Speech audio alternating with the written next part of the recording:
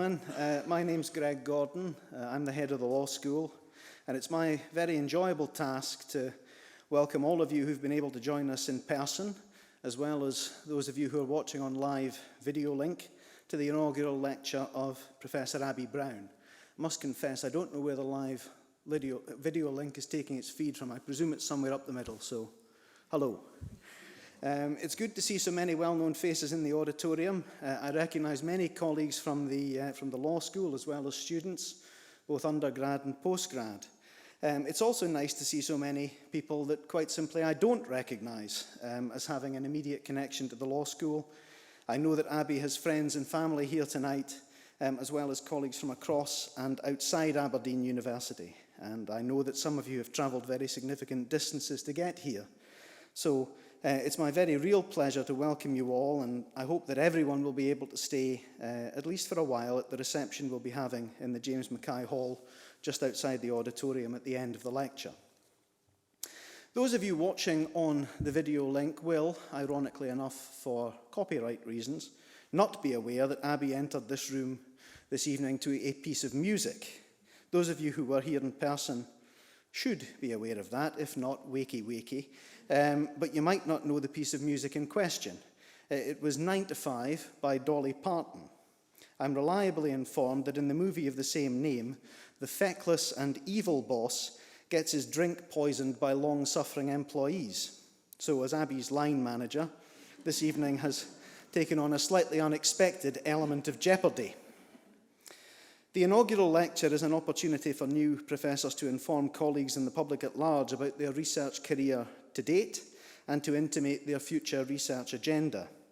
Over time, the practice of giving inaugural lectures rather fell away within the law school, which was regrettable, but it was revived when Roddy Paisley was translated from the chair of commercial property to the chair of Scots law in 2013. Although, of course, as we all know, even when translated, Roddy is still mostly unintelligible. Professor Tina Hunter, I had a specific authority to tell that joke, in case anyone thinks I'm picking on her. Professor Tina Hunter continued the revival by giving her inaugural lecture in 2017, entitled, "Does Petroleum Law as a Discipline Really Exist?" Seeing as we had just appointed her to a chair in petroleum law, it was a relief to learn that the answer was yes. Tonight, Abbe completes the hat trick of modern inaugurals with saving the world and delivering equality, law, innovation, and power. Some inaugural lectures have shocked in the boldness of their message. One thinks, for instance, of the inaugural given by T.B. Smith on 17th October 1958, Strange Gods, the crisis of Scots law as a civilian system. Smith, who had previously held the chair of Scots law at Aberdeen, took the opportunity of his inauguration at Edinburgh to set out a manifesto for the future development of Scots private law. 60 years later, Brown, previously of Edinburgh, now of Aberdeen, raises the stakes by promising to save the world. The Lord alone knows what claims will be made at an Edinburgh inaugural 6 decades hence. I'm nearly at the end of what I have to say, and if you're wondering why I have had so little to say about Abbe and her role within the school and her achievements, don't worry. I'm only here to introduce the event. There is another person on the dais, Margaret Ross, and she's here to introduce Abbe. As an appeal court judge might say, I have had the advantage of reading Margaret's speech in draft, and I am in complete agreement with it. Ladies and gentlemen, thank you once again for your attendance. Please do join us afterwards if you're able.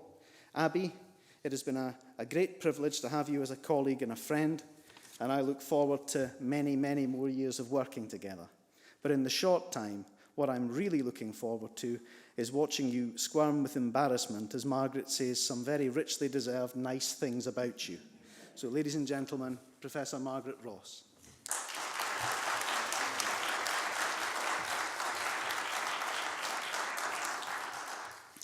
Ladies and gentlemen, I warn you at this stage, that was the warm-up act. I don't do jokes. But thank you very much, Greg, for welcoming everyone here, and I would echo those words of welcome. Now, my name is Margaret Ross. I'm one of the university vice principals, but I'm also a professor in the law school. To most of us here this evening, the main act, that is Abbe Brown, needs no introduction whatsoever. We know her as a colleague, as a wife, a mother, a family member, a friend, and we're delighted to be here to celebrate the award of a chair in intellectual property law and to hear this very interesting inaugural lecture. You come to listen to Abbe rather than me, so I'm not going to detain you for long, but we felt it was important that you understand a little of what is celebrated here in Abbe's academic life and the standing and the standards that she has achieved to be awarded the title of professor. Abbe was appointed to this university as a senior lecturer in 2012, selected for the strength of her professional and academic achievements, and in the belief that she would fit well with the needs of the law school, its students and its staff, through her teaching and research. Quickly, it was apparent that Abbe met all of these expectations and more. She was instantly a giver to the team effort that is required to run a successful law school. Academics teach, and they research, and they contribute to the academic administration of the school and the university. Within a year, Abbe was deputy head of school and took up the role of senior personal tutor, responsible for leadership of the personal tutor team who support all undergraduate students of the school. She also took the lead on the development of an English law undergraduate degree, which she successfully planned and implemented, seeing the first full cohort of students graduate last year. These were big and time-consuming roles, but none of this was to the detriment of the quality of her own taught courses and her research. In 2015, the university recognised her research leadership in the Award of Promotion to Reader. In 2016, the Higher Education Academy recognised her teaching leadership in the award of its fellowship. And in 2017, she was awarded promotion to professor. Since 2015, she has taken an active part in the university's Senior Women's Network and has undertaken mentoring and staff selection roles. I've been fortunate to see Abbe's progression through my various roles in the university and as a colleague in the law school. It's been a joy to see the growth and the impact of Abbe's work and the respect in which her leadership is held within the university. But very much for the purposes of promotion to a chair, there must be recognition of her excellence outside the university, in the worldwide community of scholarship in intellectual property.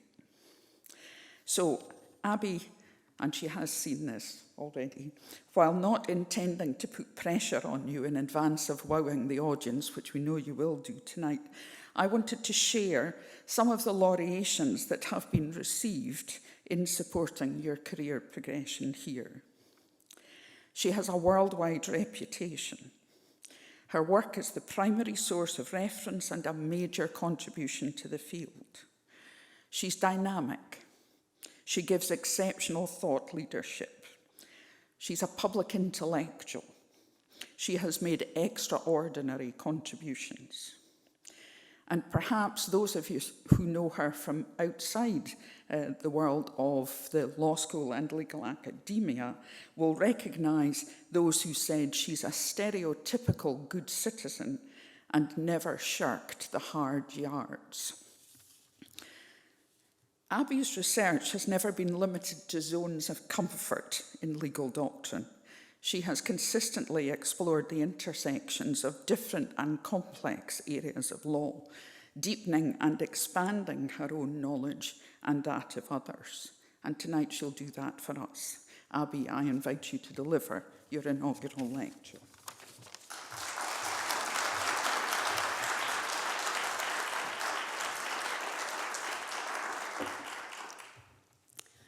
Thank you, Margaret. Thank you, Greg. I'm very honoured to be here today. I'm also deeply touched that so many of you have come here on a Friday night, have made the journey north, or are listening to the live stream. Of these, I would like to make special mention of my godchildren and friends listening in Australia. For all listening, and those of you glued to devices and who are social media people, the hashtag is Inaugural Aberdeen. Sorry, even Aberdeen Inaugural. Today's gathering has a few roots: institutional, professional, and personal. Firstly, I must acknowledge with gratitude the support of colleagues in the law school at the University of Aberdeen and elsewhere for my application to become a professor. I would particularly like to mention Margaret Ross, Anne Michelle Slater, previous head of the law school, Susie Frankel in New Zealand, Chris Key, John Patterson, and Tina Hunter of the law school in Aberdeen, and Karen Friedrich and Alison Brown elsewhere in the university. We're actually here today because my colleagues Roddy Paisley and again Tina Hunter welcomed me back from my summer at the University of Melbourne saying, "Are you going to give an inaugural?" A visit to our new head of school, Greg Gordon, asking about this led to this discussion. How does that make you feel? Well, rather sick actually. Yet you knocked at my door to ask about it. Bluff, duly called, here I am. Still feeling a bit sick. Since that day, Greg and our school administrative officer, Sarah, have provided huge emotional and practical support and also funds for our gathering afterwards. So thank you to them. Also to Naomi McGregor and Jackie Ewan for their organisational and marketing help, AV and catering support, and of course Malcolm Coombe for playing the pipes outside. On that day, my next stop, as school colleagues in the top C corridor will not be surprised, was Pete Duff, who has the office opposite. The news that I apparently was going to do an inaugural was met with, "You are mad." He says that to me quite a lot. And also, "Oh great, I will be in Thailand in March, so I would have to come." And as there is no chance that he'll be listening to the stream in Thailand, I will take the chance to thank him for his constant wise counsel, and also, now with Naomi, providing a very enjoyable place at the far end of the corridor to come every day. Secondly, my academic career stems from a quick look at the University of Edinburgh website while I was working with leading Scottish law firm McGregor's, now Pinsent Masons. I saw a project, intellectual property, competition, and human rights, and I thought, that's what I want to do. I phoned up, that's what people did in those days, and I was told, you need to speak to Charlotte Belden. I did, and this led to a life change, an introduction to academic life, a lectureship at the University of Edinburgh, then a PhD, I'm clearly not the only person to do that the wrong way around, and in Charlotte, a mentor and a friend beyond words. Stepping back, law is in my bones. Both parents, 2 grandfathers, a great-grandfather, and a great-great-grandfather were all members of the Law Society of Scotland. My siblings did show more imagination, choosing sport, business journalism, and investment management. And I have another great-grandfather who was a legal academic at the University of Edinburgh, and 2 great-grandparents from Stonehaven down the coast, which means that in this chair at this ancient university, perhaps I've come home. Having decided to study law, I crossed the border and studied law at Cambridge in its ivory towers, well, sometimes. These 3 years provided a challenging intellectual journey, lifelong friendships, and the early skills of juggling lots of different parts of life. I must mention Katie and Vanessa, who are here today, and Louise and Katrina, who graciously share their legal expertise and war stories with the English legal system class every year, including at 9 a.m. this morning. And Kat, that music, that was for you. Oh, and I met my husband, Robbie. At Cambridge, I studied intellectual property law, generally called IP law. I must confess that my primary reason for choosing IP was it meant that I could play hockey on Wednesdays. I initially wanted to do medical ethics. Things could have been so very different. My legal career started when I spent 4 years at London city firm Gouldens, now Jones Day. I worked with 4 wonderful colleagues on a large, long-running and novel commercial case. I share details of it with equity students on our Law with English Law degree every year. These colleagues also worked in IP litigation.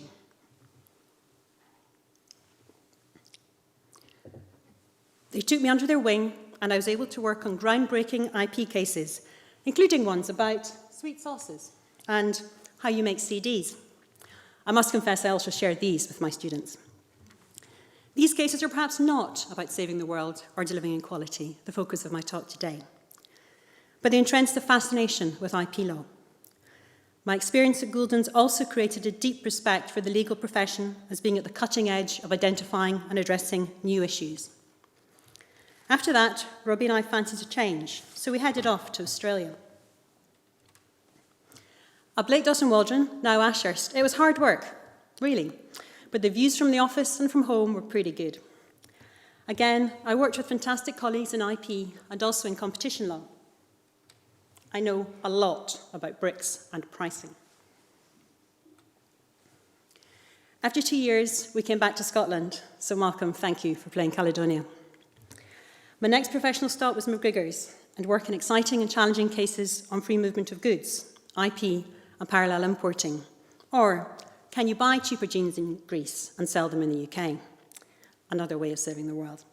I'm delighted to maintain links with the profession by sitting on the Technology Committee of the Law Society of Scotland, still. And I spent some of my recent research leave testing ideas with former colleagues, now leading QCs, in the National Library Cafe.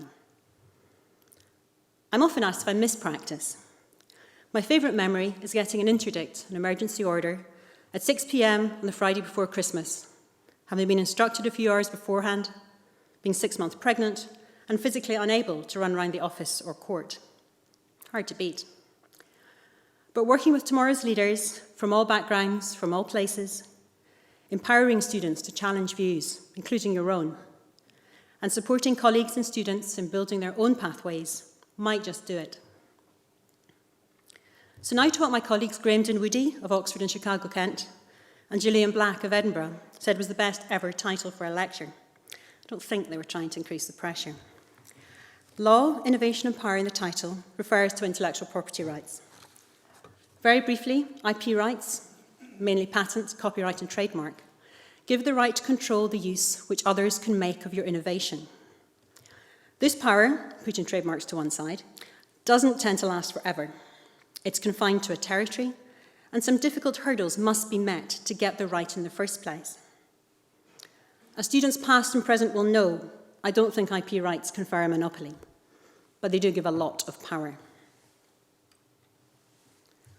So a patent owner can prevent use by others of a soundless wind turbine which can contribute to reducing greenhouse gas emissions with health benefits for all. And copyright and design can prevent reproduction of a special prosthetic leg, which would enable more effective performance at the Winter Paralympic Games, which start today. In professional practice, I built a career on enforcing IP rights or arguing that they were invalid or not infringed. The rhetoric of IP in encouraging and rewarding innovation was accepted. The only question was who would win this time. The idea that the power itself was misplaced had, I must confess, never occurred to me. When I jumped to academia, Andrews Gradamus, then of Edinburgh, now of Sussex, aka Technolama, put me right on that. Yet my particular interest has always been how IP spoke or didn't speak to other laws. Competition law dislikes too much power. There are human rights to health, life, freedom of expression, non-discrimination, and sharing in cultural life. There are equality laws addressing discrimination of all kinds. Climate change laws requires the reduction of greenhouse gas emission, and technology and its transfer is stated to be a key part of this. If you look at each of these 4 other sets of laws, they don't refer to IP, and IP law does not refer to them. It's tempting to argue that the goals of other laws are much more important than giving power to innovators. That may be so, but alongside its theoretical justifications, IP is part of an international treaty within the World Trade Organization, the WTO. So the UK does have to have an IP regime as long as it's part of the WTO. There's not yet a suggestion we come out of that. Further, IP structure and enforcement framework can mean it's practically more effective than other laws. IP rights tend to be owned by private entities, UK laws, IP is not devolved, give IP owners the right to go to court, even if it is costly and slow once you've got your speedy Scottish interim order. In contrast to IP, competition is in the main enforced by regulators, and you have no control over whether or not they will intervene. Human rights and climate change treaties impose obligations on states. This has led to the growth of human rights approaches in international development. You want to know more about that? Speak to Katie. She's now a senior civil servant at DFID and played a key role in the new strategic vision for gender equality launched yesterday on International Women's Day. Given these treaties, states have taken steps regarding climate change, human rights and equality, but they've done so in a different way to how IP has been approached. In the UK and in Scotland, we do not have pathways for private individuals to raise human rights-based court actions against other entities. Scottish and UK climate change legislation broadly imposes obligations on the state to reduce emissions. There are evolving obligations that the state can be sued if it does not do so. Maybe Scottish activists can be like the Children's Trust in Oregon, who are suing Washington State for tougher climate change policy. But they've got a base, written constitutional rights. And in any event, the place of IP in these cases, if IP is argued to be blocking any or effective action to reduce emissions, for example, is not being explored. So we have 4 different laws, 4 different goals, 4 different enforcement routes. And I would argue 4 different communities which are expert in them and seek to develop them. And all, when engaging with other fields, have a tendency to think the others must just be fundamentally wrong. But the plot thickens because the fields do have a lot in common. There is a strong view, as I mentioned, that IP confers power as a reward for innovation and encourages innovation. Competition doesn't like misuse of power because it thinks that this would deter innovation and the pushing of boundaries. Human rights confer rights to property and have been found by courts, controversially for some, to cover IP as well as, say, health, life and expression. And there's also a right to reward of the author. And even if you don't accept that, innovation in technologies, as indicated in the earlier examples of prosthetics and wind technology, can assist in delivering life, health, equality, and sharing in cultural life. Indeed, some of the fields have slowly been drawing closer together, and courts and policymakers have actually enabled other fields to exist alongside or prevail over IP, so moving beyond simply saying it should.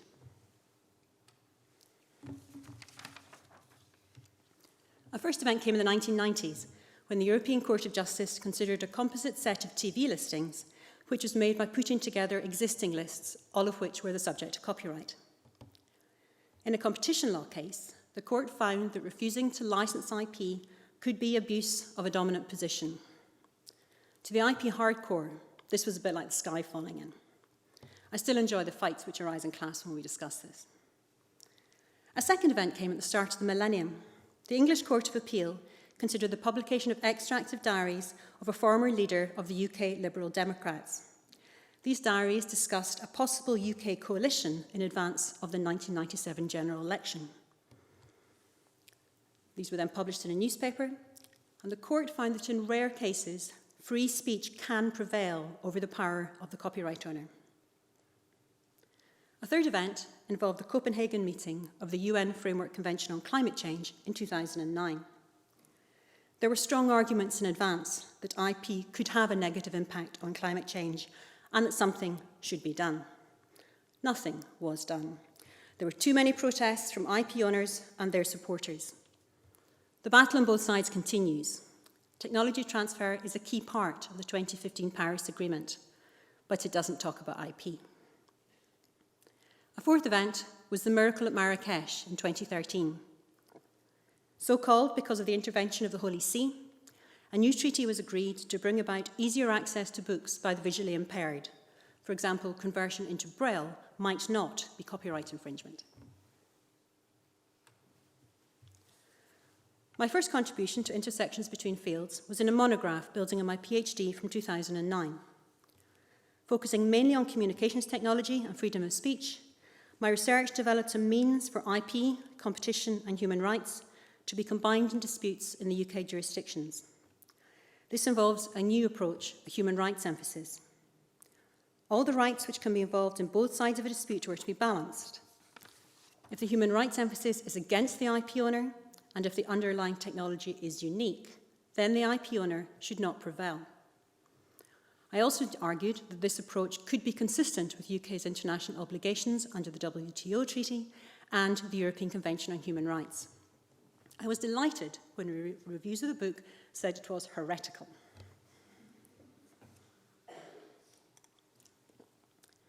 As many of you here or listening will know, and many more may find out, coming to the end of one series of projects brings the question, what next?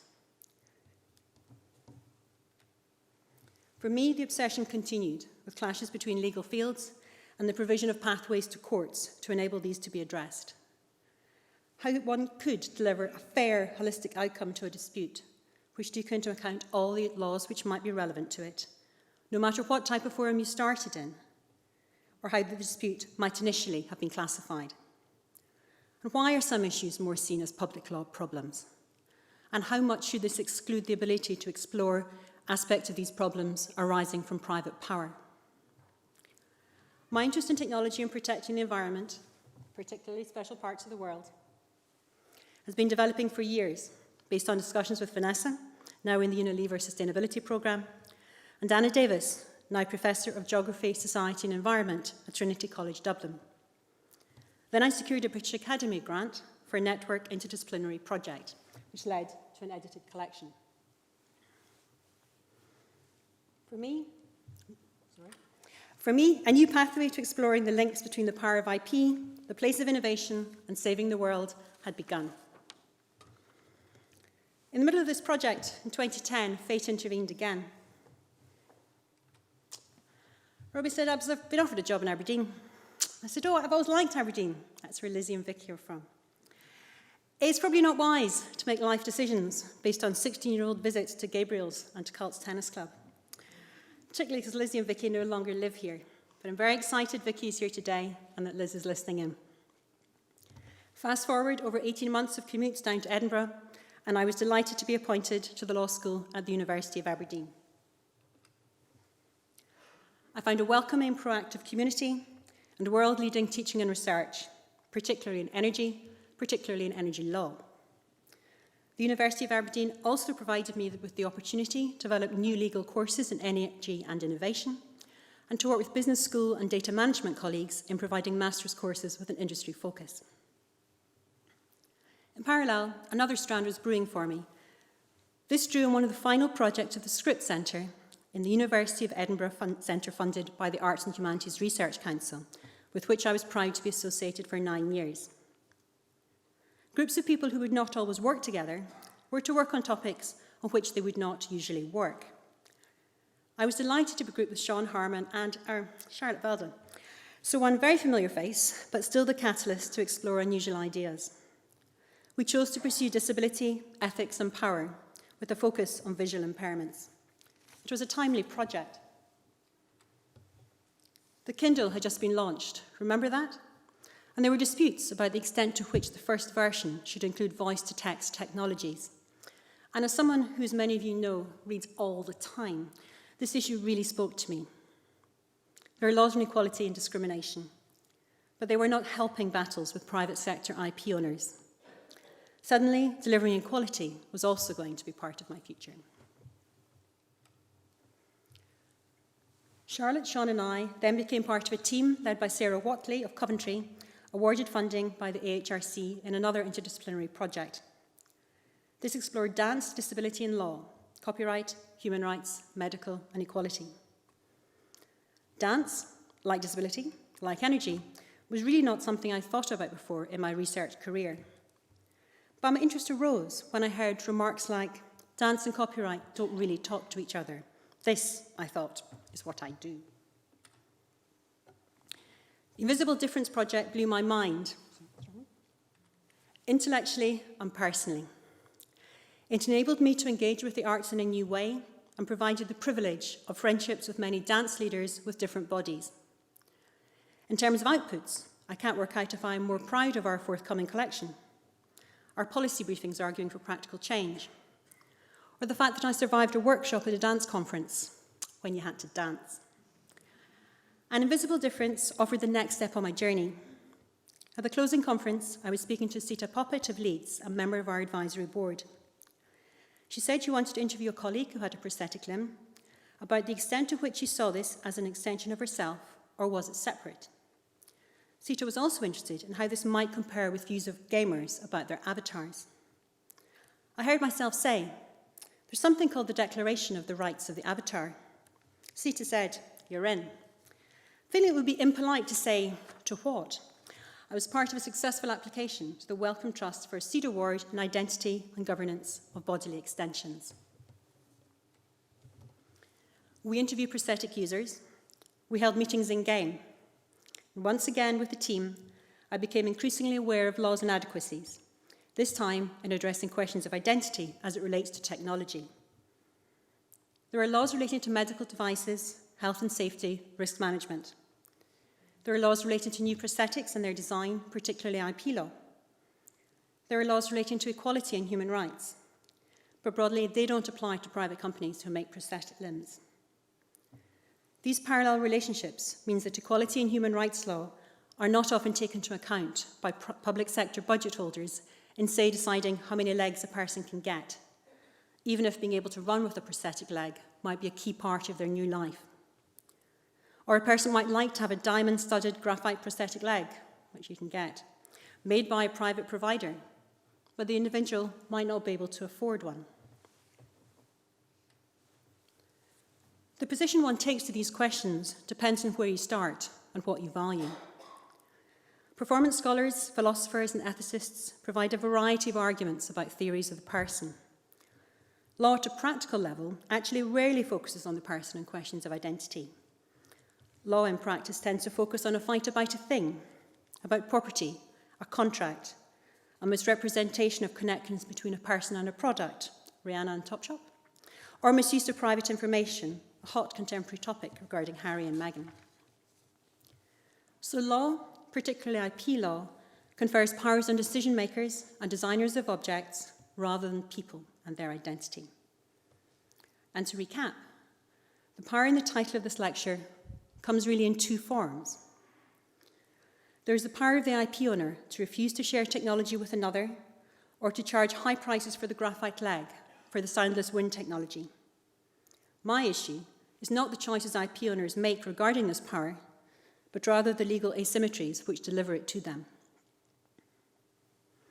And secondly, there is the power of national and international policymakers to refuse to engage directly with the fact that IP owners, likely private companies, can refuse to share technologies, and that this can have an impact on the ability of states to deliver technology transfer or share prosthetic and adaptive technologies, and that this can have a resulting impact on societal goals which have been the subject of treaty and legislation. In this discussion of saving the world and delivering equality, I've set out two apparently different problems and two apparently different sets of legal frameworks and clashes. But the power of refusal of the IP owner and policymakers are present in both. There is also a common solution: the need to redefine relevance, the need to look across legal barricades. So where now? My first step as climate change focus on a monograph. And Edward Elgar, the manuscript will be with you in September. Honest. Honest. In this book, I will take a national approach, as this is where problems really happen, and also there is rich work by colleagues exploring these questions at a more international level. I argue for legislative changes to national IP and climate change laws, changes to address the power and impact of IP, to require sharing in some cases, and to engage with the possible role of IP as a defence to a climate change action. The book also develops court-based solutions. Even within the present legal landscape, someone may be brave enough to go to court, just like they were in the diaries and the TV listing cases. There are many examples over the years of people doing this, and in the world of crowdfunding, there are many more possibilities. And even with any new laws, uncertainties, disputes, and court actions will arise. So the book will argue, firstly, for new court rules so that any new disputes could be heard together. This perfect storm could involve a patented soundless wind technology, a patent infringement action, a climate change action by activists concerned at lack of activity in a windy area, and a planning decision requiring that the technology be used in a new development without requiring the consent of the patent owner. And finally, the book will argue for courts in these combined or parallel actions to take new approaches to decision-making and statutory interpretation, to draw fields together and deliver coherent outcomes, while trying not to make judges overly creative. More generally, I hope to use this chair to argue and to agitate for engagement with the positive and negative impacts which IP can have on saving the world and delivering equality. Publications, courses, particularly interdisciplinary ones across the university, interdisciplinary research, local and transnational collaboration, and public engagement will all be part of this. This will be working with, even converting, lawyers, activists, and policymakers, now and their next generations. The goal is still to have ways of encouraging innovation, rewarding innovation, and respecting state obligations under IP treaties, but not to enable this to blinker courts and decision makers to other laws. Each laws have their own balances, but differences in enforcement pathways and the familiarity of judges and lawyers with one set of laws should not mean that their own type of law will necessarily prevail. Lawyers will always need to specialise, to have a deep focus in a limited number of areas. But we should be aware of the risk of too readily dismissing the principles of other areas of law on the basis that they are for others to worry about. One might argue that exploring these questions is a luxury, to which I would say it's certainly my privilege. But like all academic work, it seeks to make a valuable contribution for the benefit of all. In doing this, I'm pleased to be building on the strong reputation of IP scholarship in Scotland. For example, work is about to begin on the 5th edition of our textbook, Contemporary IP Law and Policy. The initial team was Hector McQueen, Charlotte Velda, and Graham Laurie.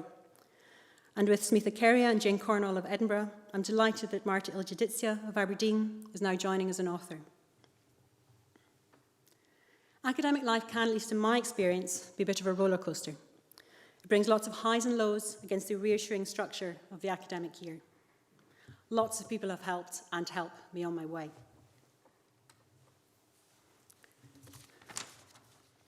Firstly, I'm honoured to be working with a talented, committed and friendly group of colleagues in the law school. I do enjoy monthly cake clubs. There's a big cake outside. Outside Aberdeen, since the start of my academic career, I've been warmly welcomed at national and international conferences in a friendly, supportive, while also frighteningly intelligent community of scholars. Special mentions go to ATRIP and Bailita. I now have the chance to give something back, as the Law School at Aberdeen is delighted to be hosting the Bailita conference next month. And outside work, I owe so much to friends, old and new, near and far. Constant and necessary reminder of the fact there's more to life than work and what really matters. And my family. Thank you.